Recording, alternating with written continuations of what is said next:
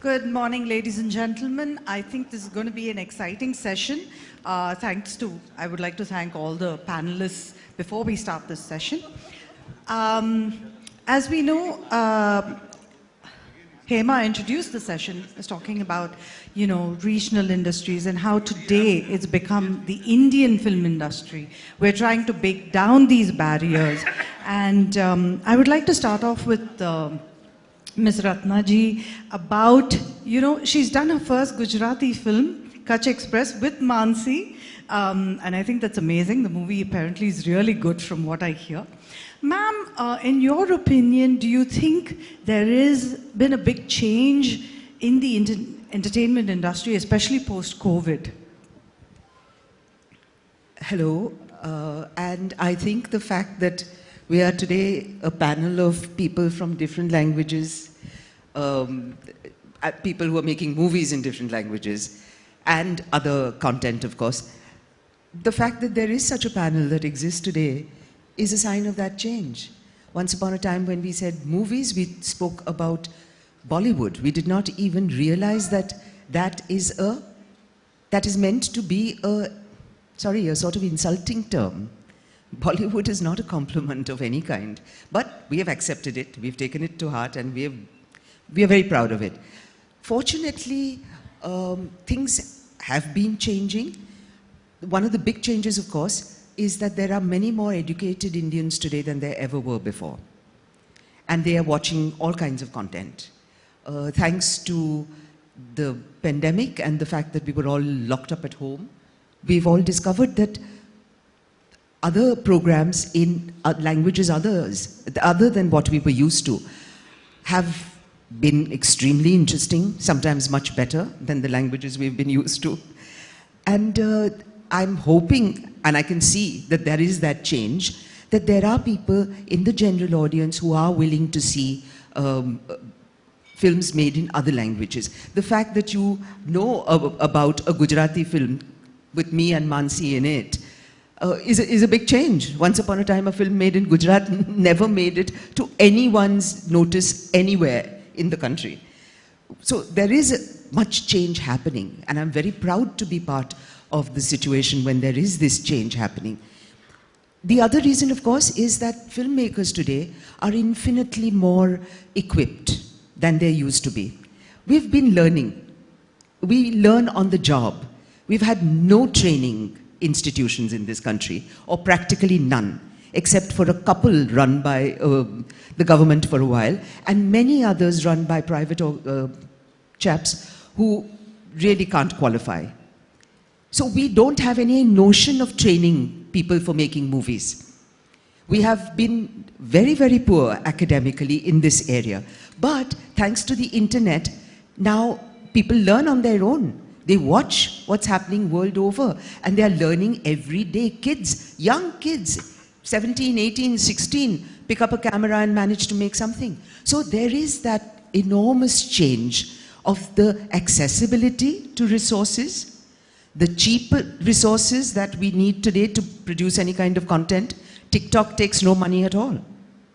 So all these things have fed into the idea that different kinds of content is acceptable to different audiences. Our mistake still, of course, is that we keep imagining that everything should be acceptable to everyone. Pan-Indian, that's our big attempt. Pan-Indian. Everything cannot be pan-Indian. I mean, you can have an idli dosa in Kashmir. That doesn't make it a Kashmiri dish. It's just something you enjoy, a different taste, right? Similarly in movies, films in different languages are a different flavor. Something that's talking to you about life in a place that you know nothing about. When I watch a film from Manipur, I get blown away because I'm seeing stuff that I didn't know about. The way in which people live there, the way in which they think, the way in which society is changing. Films reflect all that. So therefore, we have a fairly important role to play. And this change is wonderful, and hopefully it shall continue. Unfortunately, it has been very uneven. Gujarat in particular, since I'm speaking on that front, Gujarat in particular has had a very uneven, rough ride. Some of them have been good and acceptable to all, but some of them have been poor quality. We are going to have to bump up quality in all cinema, regional, Hindi, everything. And we are going to have to try harder to get across to a new audience. So those are the big challenges that I see ahead of us. But that films in different languages will survive, I think I'm very hopeful about that. Mansi, I'd like to bring you in here because, you know, you also work in Gujarati films and we had an interesting quick chat, you know, before we got on stage. So do you think there needs to be any change in the Gujarati ecosystem, for instance, for it to reach out to more people, for it to become more popular? Yes, I think definitely, because what happens is even today, as of now, as we speak, some of the biggest television shows that get launched, they do their PR activities starting from Gujarat, because Gujarat is like a very big audience, you know, sector for people watching entertainment content. And there are lots of films being made in Gujarat, but it's shocking that the infrastructure and the ecosystem around that industry is still, you know, nascent. I think it's a very nascent industry because it's just literally 10 to 12 years old, so to speak. So the radio stations don't play... The new Gujarati industry, the new huh? The Gujarati films have been around since my mother's time. I am and not talking about they've been horrifying. I've seen them all. I'm talking about the new one. And the radio stations, for example, in Gujarat, they don't play Gujarati songs. They play Hindi music. So yesterday, there is this one radio channel that we we've been in talks with, saying that you should push out more Gujarati content. They called up saying that finally the radio station has committed to playing Gujarati music 24 hours, which is a big deal, but I was like, it should have happened earlier. So, so to speak. So I think what happens is, like, for example, with Kutch Express, of course, because I've worked in, you know, the Hindi industry and have that kind of exposure, we were very clear that we never wanted to make it like a Gujarati film. When you make it like a Gujarati film, you're compromising because you have to make it in a certain budget. Because if you go beyond that budget, then you cannot recover. And if you cannot recover, the investors are not going to put in money in the next project that we make in.